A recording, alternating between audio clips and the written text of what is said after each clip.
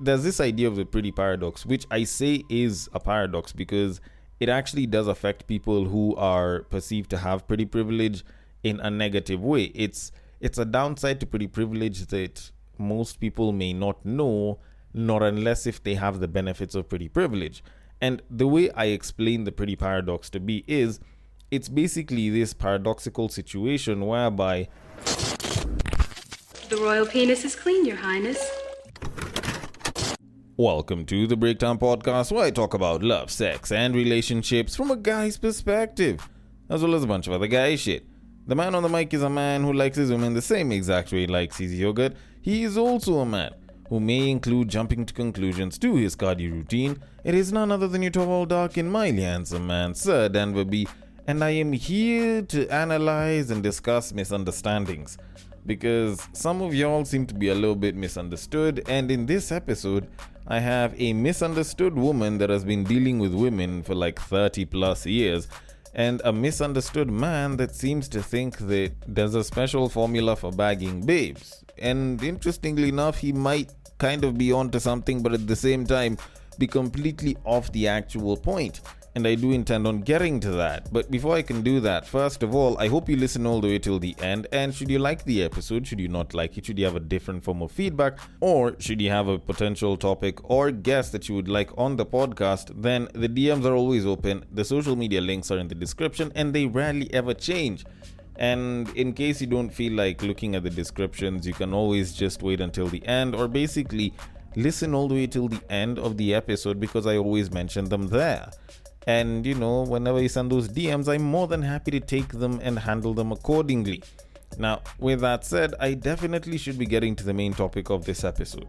And especially considering that it involves misunderstanding, I might as well get to it and, set the record straight, at least as far as my idea of setting it straight goes. But considering that I am a gentleman, and I have a case of an old lady and a young man, it is only right for me to begin with the case of the old lady before I can proceed to the one of the young man. Now, the lady in question isn't particularly that old. It's a lady known as Sarah Cizal, who is a Harvard-trained physician, hormone expert, and New York Times best-selling author, who was recently on a podcast with Jay Shetty, which is called On Purpose with Jay Shetty, if I'm not wrong, where she was claiming that if boys and men suffered the way that women do with painful periods, we would have solved it a long time ago. Now, don't get me wrong, it's not like I disagree with whatever the hell she said. I actually totally agree. But there's a way that she said it that didn't entirely make sense to me, because I feel like the way she said it, especially considering that she is a well-trained physician that deals with this shit, just seemed a little bit off. But before I can say too much about it, I am going to let the clip play, then I can give my thoughts on it. So without further ado, the reason why women have painful periods is something called prostaglandins are produced in the uterus, the muscle of the womb. And you can reduce the prostaglandins by having more omega-3s in your diet. And if you reduce inflammation, it can help you with painful periods. Wait, so you're saying that women don't always have to have painful periods? No. And this idea that pain is a normal part of being female and cycling is a myth that we totally have to bust, because it's not normal for your periods to hurt. And I feel like if boys and men suffered the way that women do with painful periods, we would have solved it a long time ago. So the way that you eat, the supplements that you take can really make a difference in terms of painful periods. So even taking omega-3s at a dose of 1,000 to 2,000 milligrams can help. Having a diet that reduces inflammation, not just when you have... Okay. Now, I'm not gonna lie. The moment I saw this quote, I was like, you know what? I've been saying this shit since day one. Okay, not necessarily day one, but I've been saying this shit for quite a while. Actually, if you've listened to this podcast long enough, you've probably heard me make these exact same remarks probably about 2 times at the very least, where I end up saying, if men were going through the same issues that women are going through naturally, we'd have probably found solutions for this shit eons ago. And the thing is, like, whenever I make that statement, and whenever you hear that statement being made quite a bit, it's usually made jokingly, and it's mostly the guys that will say it. Now, of course, women will say that shit, and this is an example of that, but I don't think you guys actually understand how bad it makes y'all look.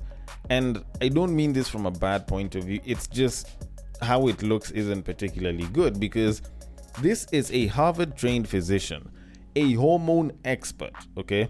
She's saying that if men had the same conditions or were suffering the same issues that women were, we'd have solved this shit eons ago.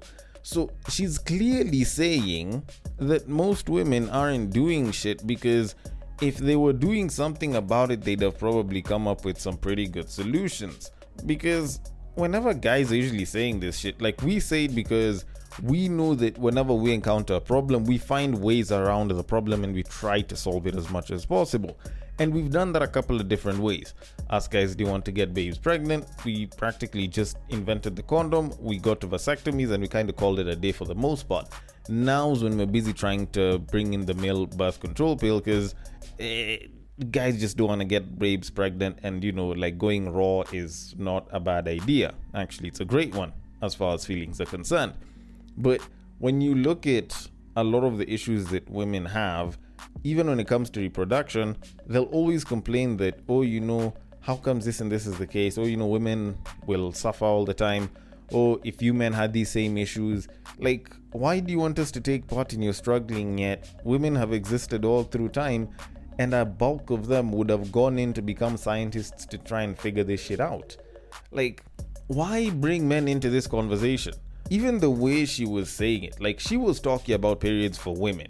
Why she had to load up the men and the whole boys, men, suffering with the same thing, then they'd have found a solution for it eons ago, is totally pointless. Like, it has no place in the conversation, whereby if you pulled it out of the conversation and you kept the conversation flowing, it would still flow perfectly, alright? But she just had to throw that in there, and I guess, I don't know, like, make guys feel bad because we're not trying to take care of women. Like, whenever women are out here busy complaining that, men aren't doing anything for themselves, like women pulled each other up by the bootstraps, blah, blah, blah, women empowerment, blah, blah, blah, and women help each other, but men don't. Like, us guys usually listen and we just keep quiet. Granted, we have our own issues, don't get me wrong, but we usually kind of understand that, yes, as men, we probably need to raise our voices on a couple of different issues that we go through. But at the same time, we also acknowledge that whenever we recognize an issue as men, we usually try to solve it. Now, granted, there's instances where it works and there's instances where it doesn't work. Like, as men, I will also admit that there are some issues that we haven't managed to solve. Yes, we've been on the planet for a particularly long amount of time, and yes, we are problem solvers, but there's other issues that we are still trying to solve. But granted, we're trying to solve them almost on a daily basis, or at least we're basically trying as men as well to, kind of resolve the issue. But when it comes to women, like, y'all knew that you've been having reproductive issues for eons. Y'all waited for the men to solve that shit. Y'all seem to be having issues with periods. Y'all are waiting for men to solve that shit. Now, I'm not saying that there's no female scientists, but y'all depending on guys to just solve your problems for you, yet we don't even know the vast bulk of the problems that some of you guys go through, not unless if you tell us, of which I guess y'all like using subliminals every so often and expect us to read the lines. Like, how exactly do you expect us to solve the boatload of the issues that you guys go through?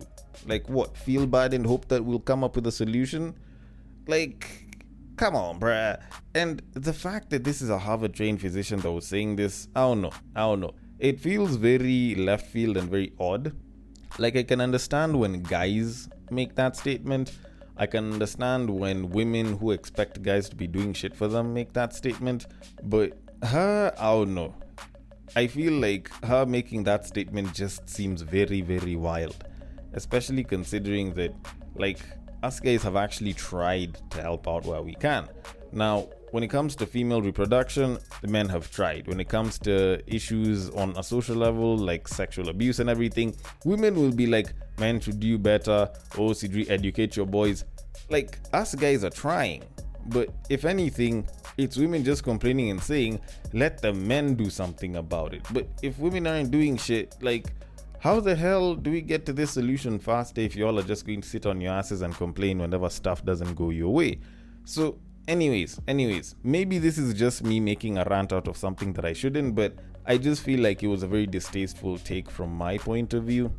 But granted, as someone in the comments once said, if it was up to women, they'd probably also blame us for having periods too. But that's just my thoughts on it, and I'm going to leave this rant aside and move it on to our main topic of this episode. Now, when it comes to the idea of getting girls as a guy, it's a particularly interesting experience. Now, granted, nowadays it seems a little bit more similar across the board, in that you go, you hit on someone, or you meet up with someone, and if the two of you are interested in each other, or if one person is interested and the other person gives them a chance, y'all can make shit happen, right? But when it comes to people that are perceived to have pretty privilege, the experience can be particularly different, in that the assumptions that people make may not necessarily reflect the reality that these people are experiencing on a day-to-day, or just in general as far as their life in terms of dating is concerned.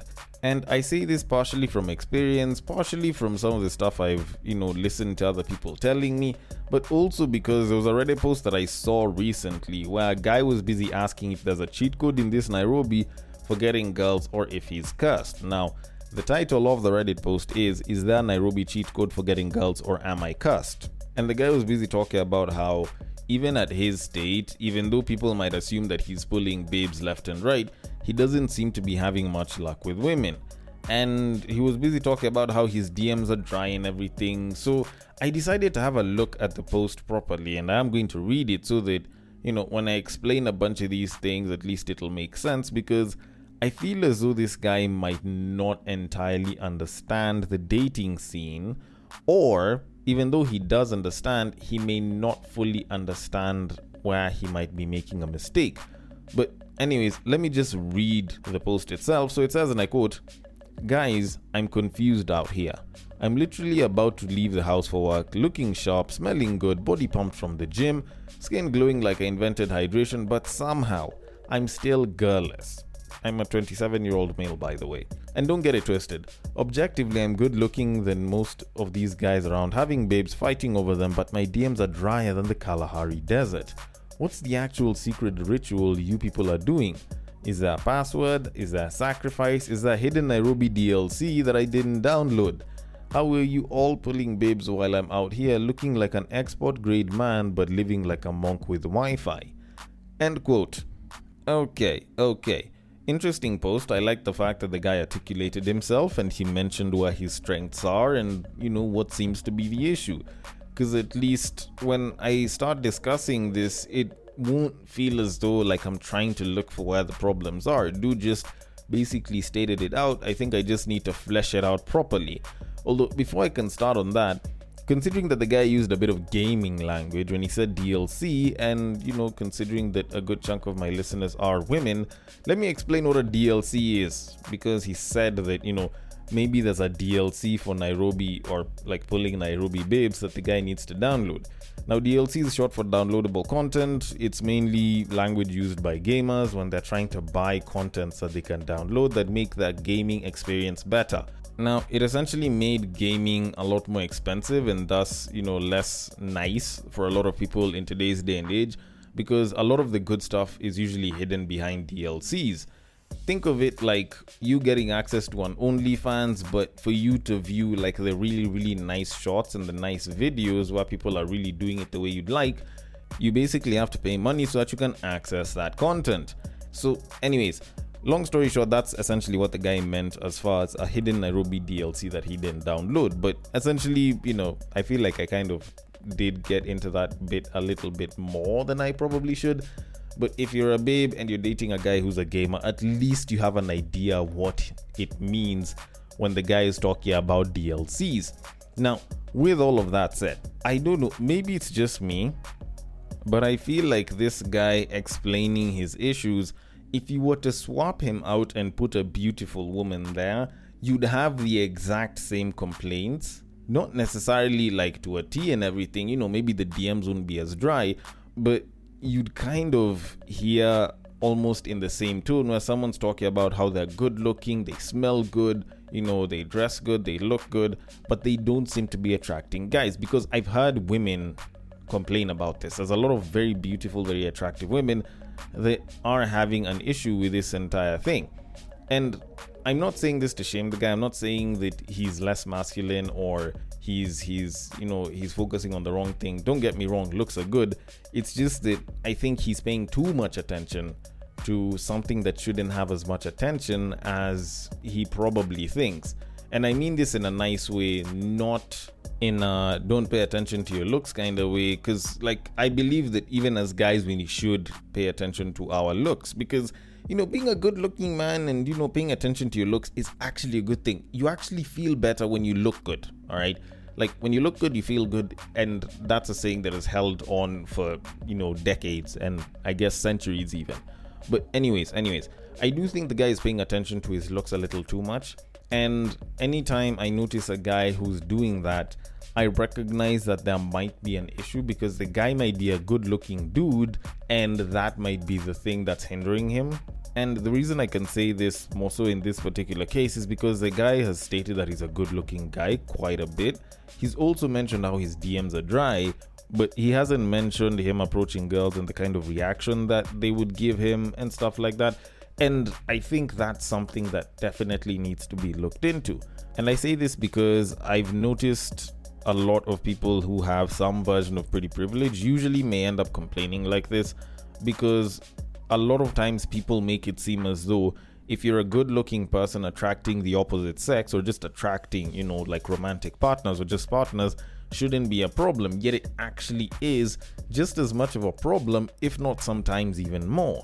And if you're someone who has pretty privilege or has gone through some version of pretty privilege, then you definitely do kind of understand exactly what I mean when I say that, sometimes it can be more challenging for you to get, the opposite sex or just getting partners. And if you don't entirely understand, then maybe you're just, enjoying the full benefits of pretty privilege without the downsides. Although I feel like that's barely anyone who's going through pretty privilege. And I say this because to some degree, actually, in as much as pretty privilege exists, the other side that people don't entirely understand about pretty privilege that has mostly been fleshed out over the past couple of years is the idea of the pretty paradox, all right? Now, as someone who spoke about pretty privilege before it became like a big thing on the internet, I guess maybe I've also kind of gotten to this bit as well earlier than everyone else, and maybe people will pick up on it. But anyways, let me stop glazing myself and just get to it. There's this idea of the pretty paradox, which I say is a paradox because it actually does affect people who are perceived to have pretty privilege in a negative way. It's a downside to pretty privilege that most people may not know, not unless if they have the benefits of pretty privilege. And the way I explain the pretty paradox to be is, it's basically this paradoxical situation whereby you're good looking enough that many people think that you shouldn't have trouble bagging a person, and that speculation basically turns them away from the good looking person because they think that other people want them. So they basically are in this position where people say that they're good looking and they shouldn't have trouble bagging a mate, but because of this speculation and people assuming that these people have too many mates, automatically turn themselves away from this person who has pretty privilege or this good looking person, and as such the good looking person actually has fewer, if any, mates, which is the exact opposite of what people think pretty privilege gives. And you see this happen a lot, all right? This happens to both men and women. Women can talk about it all the live long day, but guys go through this as well. And unbeknownst to most people, there's rhetoric that basically helps people cope with the idea of them not approaching good looking people, which kind of pushes this a hell of a lot more than they think it does. And this actually happens on both sides of the gender scale. And I'll give you an example with men, because at least I have some experience with this. So you'll find that as a guy, when you're trying to hit on a babe, or when you're talking to a babe who seems very interested in you, the thing they'll say a lot of times is, you're super good looking, you shouldn't have a problem bagging any chick you want. Or, babes must be all around you, babes must be trying to get with you, blah, blah, blah. And as such, they automatically think that now it's going to be a problem being with you because now they have to fend off every single babe, or basically might end up being insecure because you're getting attention from all these other women.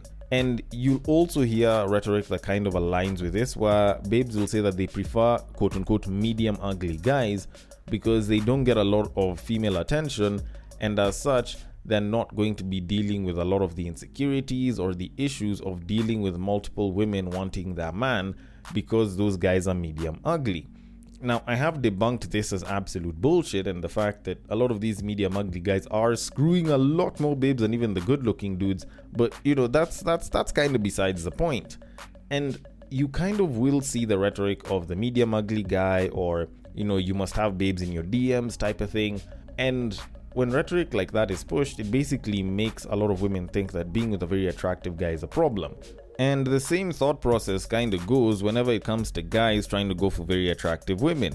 And you will see this a lot, whether it's online, whether it's guys talking about a babe that they're seeing down the street, or even like in regular interactions. Not necessarily like directly talking to women, but this is rhetoric I've also heard guys speak of, where they talk about this super fine babe and they're like, recreational use only, or don't wife that shorty's definitely in the streets. Or they see a fine babe that seems to be enjoying life on the gram, and they're like, there's definitely a nigga that's paying for this. Or there's niggas that are basically funding a bunch of these babes. Or like, this isn't the type of babe that you settle down with, because like it's like having maize on the road, because everyone is going to stop and like try and get some. Or like there's niggas that are always stopping on the road to just try and get a little bit of that good. Like, they'll always make it seem as though very attractive women are hoes or gold diggers because they are attractive. So there's guys that make very good money, that are doing very well for themselves, that will basically be ready and willing to finance that shit, or they'll basically be willing to give it up to such dudes. So don't try to make this babe settle down with you, because it's either she's going to leave you for a dude that's doing way better than you, or she's being financed by another dude, so she's never really yours. Okay, this is something that I've heard guys say, and they always make it seem as though, like, especially if you're a very curvy babe as well as pretty, they'll always make it seem as though there's another guy that will probably be financing you, or has to be financing you, or you only go for guys with money. And while it may or may not be true, because you probably haven't even interacted with a shorty, like, people just have that assumption. All right, so essentially that's one of the bigger problems with people that are very attractive, because they go through the pretty paradox. But anyways, I think I took a bit of time explaining that, but at least now that I've explained it, I can probably go on to the part where, as a guy, I don't think you necessarily need to focus on your looks. With or without the pretty paradox, I don't think you really need to focus on your looks as much. And the reason I say this is because looks are very complimentary for a guy, in that they add to how good you are as a potential mate, but not to a degree whereby your conversation skills can absolutely be forgotten. Like with babes, it's the flip side. And the best way that I've seen this described is a certain saying, or can I call it a joke, but essentially a saying that I've had a lot of people say over the years, where they say that men use their eyes and women use their ears. That's why women wear makeup and men lie. And essentially that kind of goes back to the part where, like, as a dude, your conversation skills have to be top tier, and not you just holding a conversation, but you generating conversation.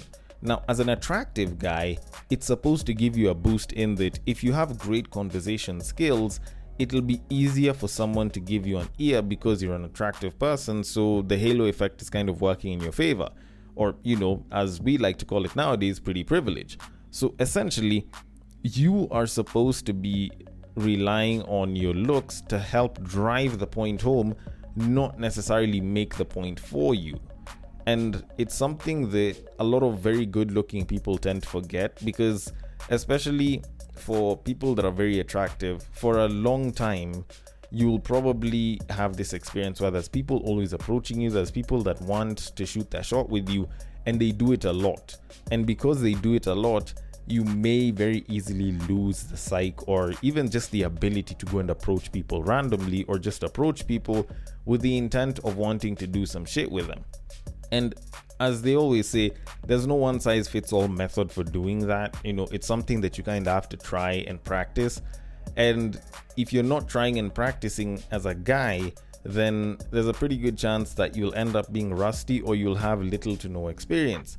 And that's why a lot of quote-unquote mid guys, a lot of average guys that seem to be banging tons of babes kind of have it right. Because for them, they're not relying on their looks to bag them the shorty. They basically have to go out there and hit on all of these women with the hopes that all of these women will say yes. And sometimes they'll do it jokingly, sometimes they'll do it seriously and pursue hard. But at the end of the day, they're trying to pursue these babes. So if you as a good-looking person think that your looks are going to get the babe to come to you, bro, trust me, that shit isn't going to happen. I'm not even saying this just from experience. Like, yes, maybe you might have a babe or two here and there that might come through, but if you really want to bag multiple people, you have to put yourself out there. You have to go and get the people, because women, even statistically, prefer being approached by men than the other way around. Like, incredibly want to be approached by men as opposed to the other way around. Like 86%, incredibly. So, if anything, as a dude, if you want to bag most of these babes, you need to do the approaching, okay? You need to be the one going, you're basically taking the risk, and you just go and you shoot your shot, you shoot your shot, you shoot your shot.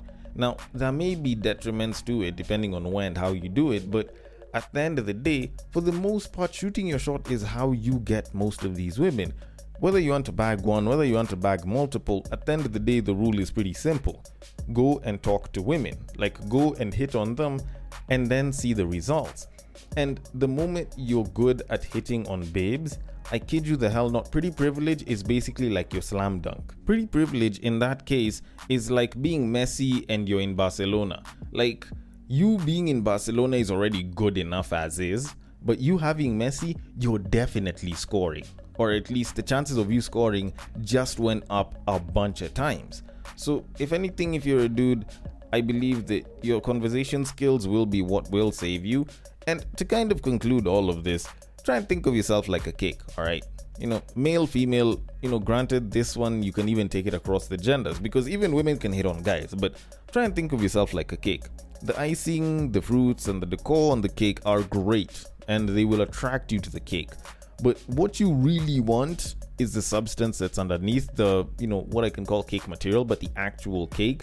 And that is now you getting to know the person and you actually getting there, or at least getting a chance with this person. And the only way you can do that is by going, approaching, and cutting through that shit with conversation. So go have some conversation in you, make sure it's really good. And regardless of whether the icing is good or bad, at the end of the day, if the cake is great, a lot of people are gonna eat that cake, all right?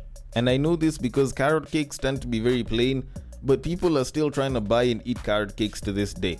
So best believe that your conversation skills are gonna take you out of the dry side of the Sahara and put you in an oasis. And that's where you're really trying to go.